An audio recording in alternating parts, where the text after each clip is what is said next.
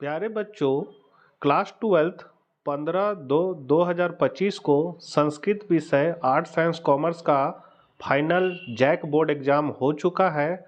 हम लोगों ने ऑब्जेक्टिव क्वेश्चन का मिलान कर लिया था। बहुत सारे बच्चे रिक्वेस्ट कर रहे थे कि सर सब्जेक्टिव क्वेश्चन का भी आंसर बता ही दीजिए। तो सब्जेक्टिव क्वेश्चन का आंसर सबिता मैडम द्वारा तैयार कर लिया गया है, जो संस्कृत के पीजीटी शिक्षक हैं। साथ ही इसमें ब्रजेश त्रिपाठी, जिनका चैनल है आपका संस्कृत विमर्श, उनका भी सहयोग रहा है। तो उनके सहयोग से ही मैं ये वीडियो बना रहा हूँ। उनको बहुत बहुत धन्यवाद। देर ना करते हुए आपसे रिक्वेस्ट है, यदि चैनल पर आप पहली बार है तो जरूर सब्सक्राइब कर ले। तो चलिए हम लोग फटाफट दीर्घ उत्तरीय प्रश्नों के उत्तर को देख लेते हैं। निर्देश में आपका दिया हुआ है अधोलिखितम अनुच्छेदम पठित्वा प्रदत्ताम प्रश्नाम निर्देशानुसार उत्तरा। मतलब निर्देश नीचे दिए गए पैराग्राफ को पढ़े और निर्देशानुसार प्रश्नों के उत्तर दे। तो यह कहता है भारतम एका विशाला प्राचीन च देशा अस्ति। भारत एक विशाल एवं प्राचीन देश है। एतद उत्तरे कश्मीर प्रदेशात दक्षिणे कन्याकुमारी पर्यंतम पूर्व असम प्रदेशात पश्चिमे कच्छ प्रदेश पर्यंतम च विस्तृतम अस्ति। मतलब यह उत्तर में कश्मीर से लेकर दक्षिण में कन्याकुमारी तक और पूर्व में असम से लेकर पश्चिम में कच्छ तक फैला हुआ है। फिर आगे कहता है कि हमारे भारत में विभिन्न जाति, वर्ण और धर्म के लोग एक साथ रहते हैं। भाषा, परंपराओं और धार्मिक मतभेदों के बावजूद भारत के नागरिकों में एकता है। स्वतंत्रता भारतीय नागरिकों का मौलिक अधिकार है। सभी नागरिक कम से कम धर्म के उन्होंने धर्म के लिए धर्म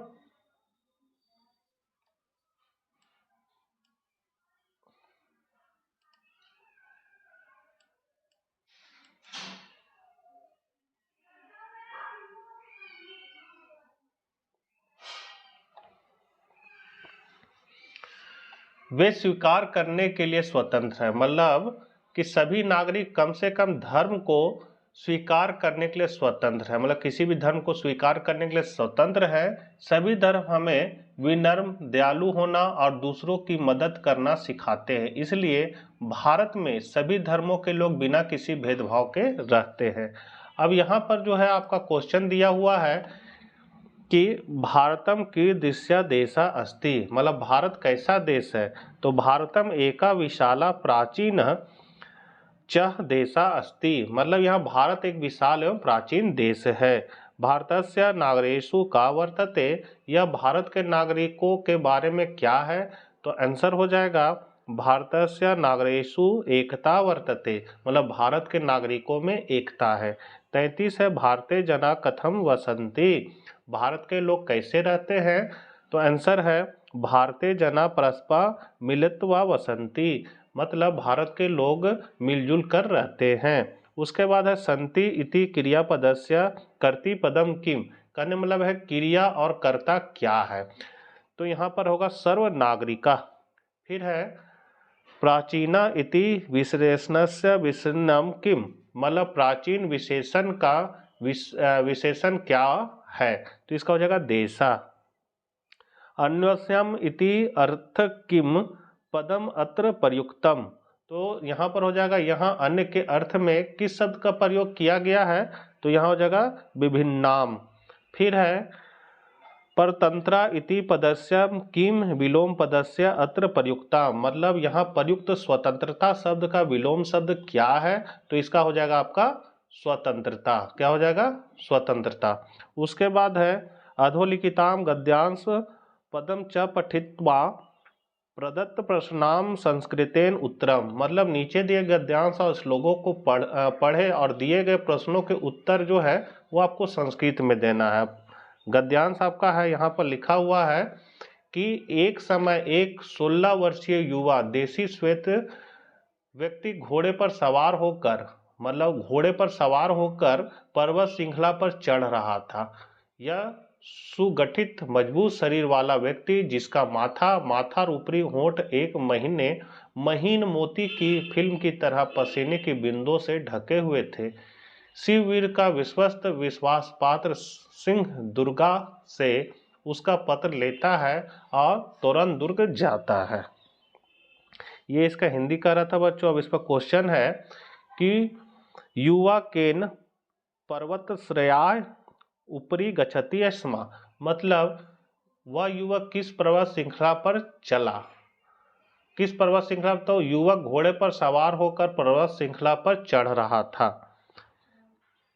युवा हयेन पर्वत श्रेणाम ऊपरी गच्छति स्म। उसके बाद है गच्छति स्म इति क्रियापदस्य कर्तृपदम किम, तो गौरव युवा। स्थूल इति पदस्य किम विलोम पद मत्र प्रयुक्ताम, तो सूक्ष्म हो जाएगा। केश समूहो इति पदस्य किम पर्याय पदम अत्र प्रयुक्ताम, तो यहाँ हो जाएगा कचक लार्पो। उसके बाद तस्योम पत्रम अदाय इति वाक्य तस्य इति सर्वनाम पदम कस्य प्रयुक्ताम, तो यहाँ का शिव वीरस्य।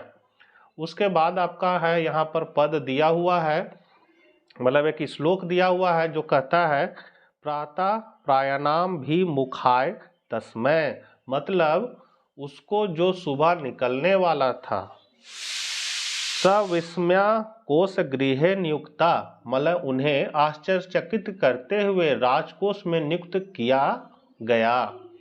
उसके बाद है आपका हिरण्मयी कोष गृह मध्य, मतलब स्वर्ण कोष के मध्य में। वृष्टि संसु पतिता नभ्यता, उन्होंने आकाश से हुई वर्षा की प्रशंसा की। तो यहाँ पर हो जाएगा 37 नंबर क्वेश्चन करता है पूर्व वाक्य उत्तर, मतलब पूरी वाक्य में आपको उत्तर देना है। कस्या मध्य वृष्टि संसु, तो यहाँ हो जाएगा कोश गृहस्य मध्य वृष्टम संसु। फिर है की दृश्य वृष्टि संसु, तो नव्यता पतिताम हिरण्यमयी वृष्टि संसु। अगला है संसु अस्य कर्तृपदम किम, तो नियुक्ता हो जाएगा। वृष्टम अस्य विशेषणाम किम, तो हिरण्यमयीम हो जाएगा, मतलब सुनहरा, जिसका अर्थ होता है सुनहरा। उसके बाद है किन्हीं 6 प्रश्नों को उत्तर दे। तो 39 नंबर क्वेश्चन जो है कहता है निम्नलिखित श्लोक के अंत में रिक्त पद भरे। ईशावास्यमिन्दं सर्व यत्किंचन जगत्याम जगतः तेन तत्कृताम ज्यामान गृह्य कश्यमदाब धनम, कहने मतलब है यह संपूर्ण ब्रह्मांड और इसमें मौजूद हर चीज भगवान का मुख है। जो कुछ उसने तुम्हारे लिए छोड़ा है उसका आनंद लो और किसी के धन का लालच मत करो। अन्वयन कहता है निष्कर्ष, संसार में जो कुछ भी है जगत्याम यतम किम च, तो यहाँ पर जो खाली स्थान है वह देखिए हरा रंग से आपका भरा हुआ है, यहाँ भरा जाएगा जगतः, मतलब संसार है ये सब, इदम सर्वस्व। फिर यहाँ हो जाएगा ईशावास्यम, मतलब भगवान के मुख। तेन त्याक्तेन बुद्ध्यात् कस्यस्त्वं धनम माम, मतलब भगवान के मुख जो कुछ उसने छोड़ा है उसका आनंद लो। तीसरा में भरा जाएगा किसी का धन मत लो। अब यहाँ आपका 40 नंबर जो है वो कह रहा है कि वाक्य शुद्ध करे। जैसे है मया पत्रम लिखामी, तो यहाँ पर हो जाएगा मया पत्रम लिखितम, लिखामी की जगह लिखितम हो जाएगा, मतलब कह रहा है पत्र के लेखक, तो मैंने पत्र लिखा था। फिर उसके बाद है त्वाम कुत्र गच्छति, तो यहाँ जगह त्वाम कुत्र गच्छसि हो जाएगा। राजा दशरथस्य चत्वारा पुत्रा आसीत्, तो यहाँ जगह राजा दशरथस्य चत्वारा पुत्रा आसीन हो जाएगा, आसीन। फिर है उचित रूपे रिक्त स्थान पूरत, तो यहाँ पर मुनि जो है उसको देख के यहाँ भरना है, क्या भराएगा, तो मुन्य यज्ञाम कुर्वन्ति हो जाएगा। फिर तत् का यहाँ बन जाएगा तानी कमलानी विकसंती। फिर छात्रा विद्यालयाम गच्छन्ति।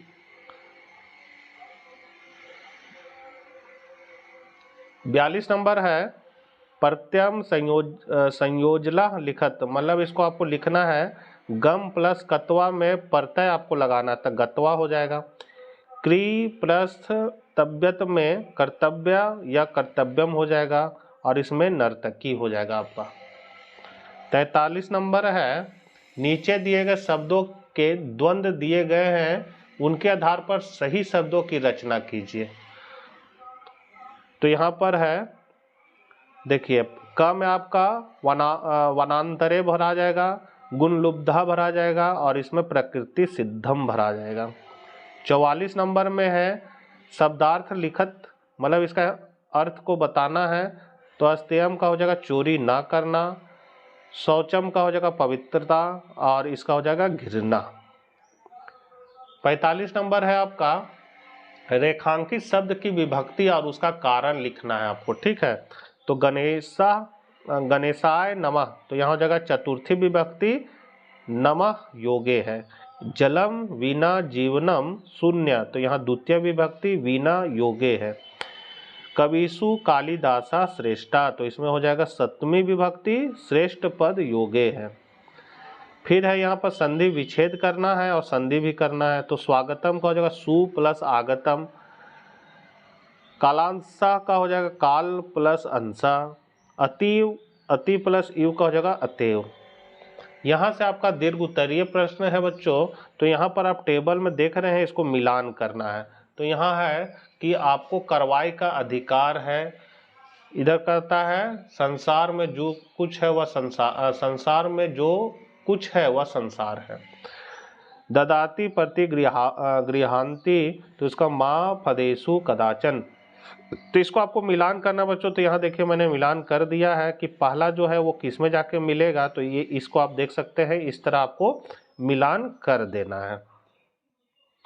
इसका मतलब कहता है आपका अधिकार केवल अपने कर्मों पर है, फलों पर कभी नहीं। मतलब कृष्ण जो कहते हैं ना कि कर्म किए जा फल की चिंता मत कर, तो वही है कि अपना फल की चिंता मत करो। फिर है ददाती प्रतिगृहता की वह देता है प्राप्त करता, तो उसका है रहस्य बताता है प्रश्न पूछता है।